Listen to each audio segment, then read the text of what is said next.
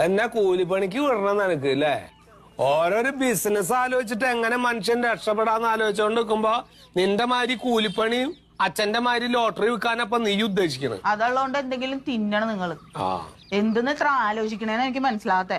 ആലോചിക്കണത് നേരെ ഒരു നല്ലൊരു രീതിയിൽ ഉയർച്ച ഉണ്ടാവണം ജീവിതത്തില്. ഇത്രയും കാലം ആലോചിച്ചിട്ട് ഒരു ഉയർച്ചയും വന്നില്ലല്ലോ.